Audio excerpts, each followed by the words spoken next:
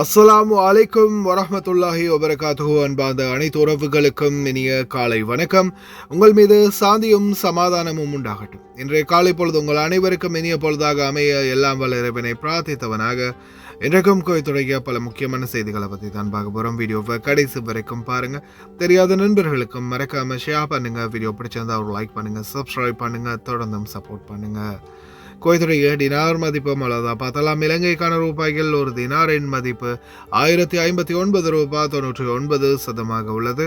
இந்தியாவின் ரூபாய்கள் ஒரு தினாரின் மதிப்பு 311 ரூபாய் 13 உள்ளது.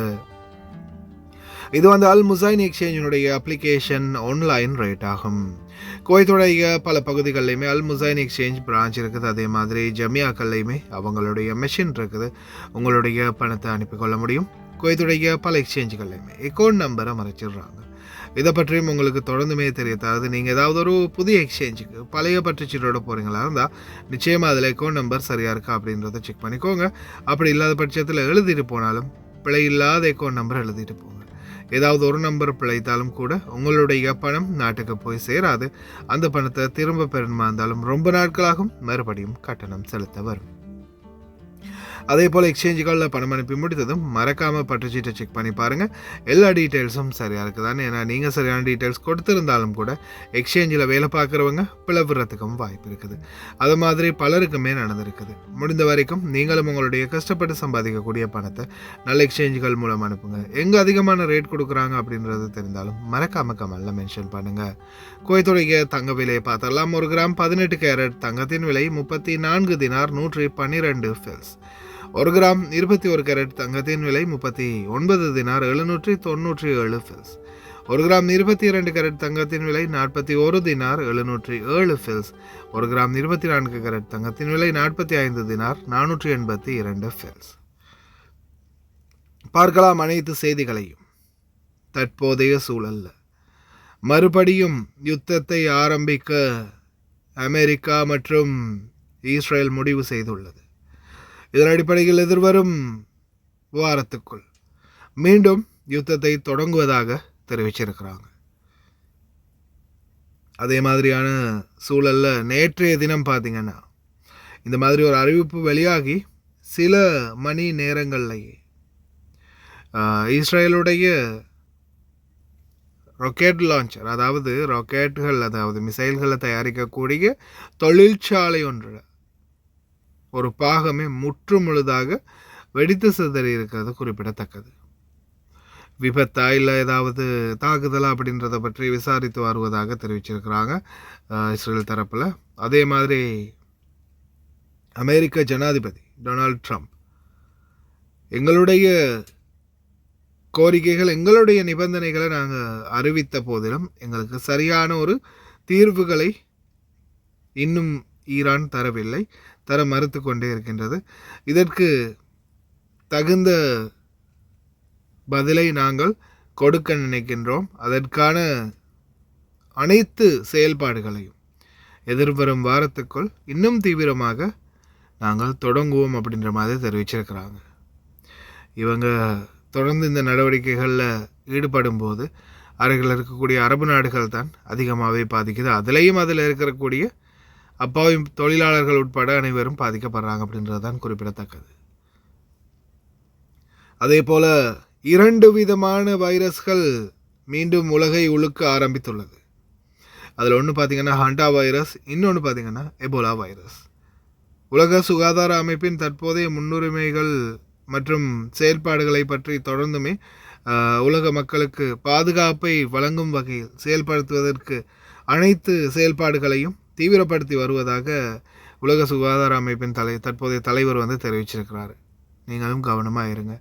அதே போல் காற்றினுடைய வேகம் இன்னும் 2 நாளில் மீண்டும் அதிகரிக்கும். வானிலையில் மிகப்பெரிய ஒரு மாற்றம் வரலாம். மறுபடியும் குளிரான சூழல் மறுபடியும் வெப்பத்துக்கு மாறலாம் அப்படின்ற மாதிரி தெரிவிச்சிருக்கிறாங்க காலநிலை ஆய்வாளர் இசால் ரமதான். அதே போல் எதிர்வரும் நாட்களில் ஹஜ்ஜாஜிகளுக்கான அனைத்து பணிகளும் சிறப்பாக நடைபெற்று வருவதாக தெரிவிச்சிருக்கிறாங்க யூசுப் அல் துணைப் கவுன்சில் ஜெனரல். அதே போல் எதிர்வரும் காலங்களில் சட்ட நிர்ணயம் மற்றும் சட்டத்துக்கான அனைத்து சலுகைகளையும் இன்னும் அதிகமாக செயல்படுத்தி கொடுப்பதாக மினிஸ்டர் ஆஃப் ஜஸ்டிஸ் தெரிவிச்சிருக்கிறாரு. அதே போல் இதோ குவைத்துடைய ஃபுட் அண்ட் நியூட்ரிஷன் உணவு ஊட்டச்சத்து பாதுகாப்பு குழு பல இடங்கள்லையும் தொடர் சோதனைகளை இந்த நாட்களில் நடத்தி வராங்க. ரொம்ப கவனம், கடைகளில் பக்காலாக்களில் வேலை பார்க்கக்கூடியவங்க, அதே மாதிரி ஜஹரா பகுதிகளில் ஒரு வைத்தியர் மற்றும் ஒரு வெளிநாட்டவர் கைது செய்யப்பட்டிருக்கிறாங்க போதைப் பொருள் கடத்தலுக்காக. இப்போதைக்கு நிறைய வைத்தியர்கள் பிடிபடுறாங்க போதைப் பொருள் வியாபாரத்தில். அதே மாதிரி குவைத்துக்குள்ள இனி வரும் காலம் போதைப் பொருள் வியாபாரம் என்பது ஒருபோதும் தலை தூக்க முடியாது அப்படின்ற மாதிரி அதிரடியான நடவடிக்கைகளை தொடர்ந்து எடுத்து வரதா தெரிவிச்சிருக்கிறாங்க. இப்போ ரீசெண்டாக பிடிப்பட்ட 15 வியாபாரிகள், இதில் பார்த்திங்கன்னா 1.5 கிலோ ஹாஷிஷ், மர்ஜூனா, சாபு மற்றும் லரிகா போன்ற போதை மாத்திரைகளும் உள்ளடங்கி இருந்ததும் குறிப்பிடத்தக்கதாக தெரிவிக்கப்பட்டுள்ளது. இந்த மாதிரி விடயங்கள்லேருந்து முடிந்த வரைக்கும் தவிர்த்துக்கோங்க, இல்லைன்னா வாழ்நாள் பூரா ஜெயில் அல்லது மரண தண்டனை. குவைத்துடைய ஜும்மா சூக் அதிரடி சுற்றி வளைப்பில் பார்த்திங்கன்னா பலவிதமான பொருட்கள், கிட்டத்தட்ட 1430க்கும் அதிகமான பொருட்கள் கள்ள பொருட்கள், அதாவது பார்த்திங்கன்னா நிறைய பொருட்கள் ஒரிஜினல் மாதிரி ஃபேக்கான டூப்ளிகேட் பொருட்கள் கண்டுபிடிக்கப்பட்டுள்ளது. ஜும்மா சூக்கில் பொருட்கள் ஒரிஜினல் மாதிரி விற்கிறாங்க, ஆனால் எல்லாமே ஃபேக் அப்படின்றத கன்ஃபார்ம் பண்ணியிருக்கிறாங்க. ஜும்மா சூக்கில் பொருட்கள் வாங்க போகிறவங்க விலைகளில் ஏமாந்துடாதீங்க.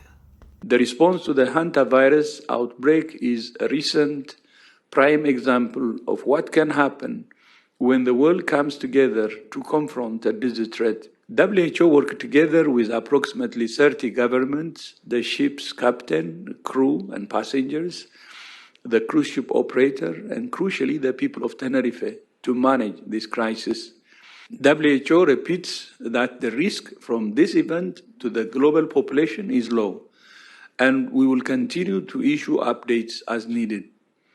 As of today, a total of 10 cases, including 3 deaths, have been reported to WHO, including 8 people who were laboratory confirmed for Andes virus infection and 2 probable. There have been no further deaths reported since the 2nd of May. Because of the long incubation period of up to 6 weeks, more cases may be reported in coming days as passengers return to their countries where they are being quarantined and tested in specialized facilities or at home. This does not mean the outbreak is expanding. It shows that the control measures are working, that laboratory testing is ongoing, and that people are being cared for with support from their governments. Our current priorities are to continue actively following up on the status of confirmed and suspected cases, to continue to better understand the epidemiology of Andes hantavirus, including how this outbreak began and spread, and to foster scientific collaboration for optimal clinical care of patients infected with this virus. At a time of great division, tension, and uncertainty, we must respond jointly to common challenges that our global community faces in the spirit of cooperation.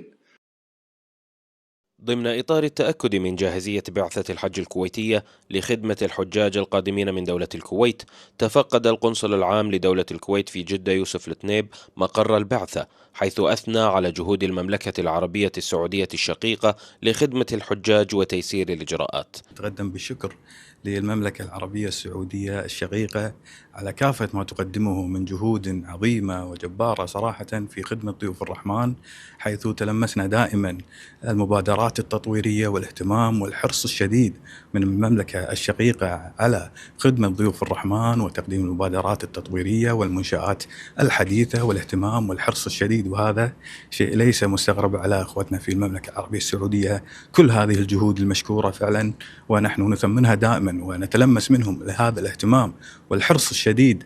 وأيضا هناك تطوير مستمر في كافة المنشآت وفي كافة الخدمات التي تقدمها المملكة، وهذا جهد عظيم ومقدر، نسأل الله لهم التوفيق والسداد دائما إن شاء الله. وأجرى التنيب جولة ميدانية تفقد خلالها مقر البعثات والمستشفى الميداني للوقوف على آخر الاستعدادات قبل وصول الحجاج. أيضا القنصلية وضعت خططها بشكل مبكر وبالتنسيق مع بعثة الحج الكويتية برئاسة وزارة الشؤون الإسلامية، وبالتنسيق والتعاون والتكامل مع كافة الجهات الوطنية المشاركة في بعثة الحج.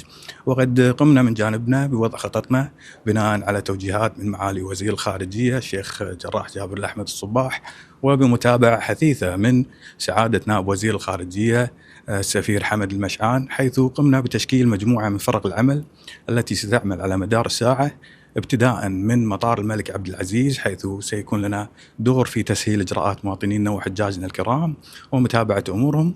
كما سيكون هناك مكتب مناوب يعمل على مدار الساعة ويتواجد فيه منتسبي القنصلية لاستقبال الحجاج وأيضا تقديم الخدمات اللازمة لهم. وستتواجد منتسبي القنصلية مع حجاجنا الكرام خلال تنقلهم في مناسك الحج لمتابعة أمورهم والسهر على راحتهم وتقديم كافة الخدمات اللازمة لهم وتذليل أي صعوبات قد تواجههم لا قدر الله. كما وضعت القنصلية هاتف طوارئ لاستقبال كافة الحالات الطارئة لا قدر الله وتقديم الدعم والخدمات. الجولات التفقدية قبل وصول الحجاج القادمين من دولة الكويت تأتي للتأكد من الجاهزية وإتمام الاستعدادات للتسهيل على الحجاج لأداء مناسك الحج بطمأنينة وراحة. أعلن وزير العدل ورئيس مجلس إدارة الهيئة العامة لشؤون القُصّر المستشار ناصر السميط تفاصيل خطة تطوير الهيئة العامة لشؤون القُصّر، وفي مقدمتها استكمال تكويت الهيئة بالكامل اعتبارا من الأول من يونيو لعام 2026، والاعتماد على الكفاءات الوطنية وترسيخ الاستقرار المؤسسي في أحد المرافق ذات الطابع الإنساني والاجتماعي المهم في الدولة.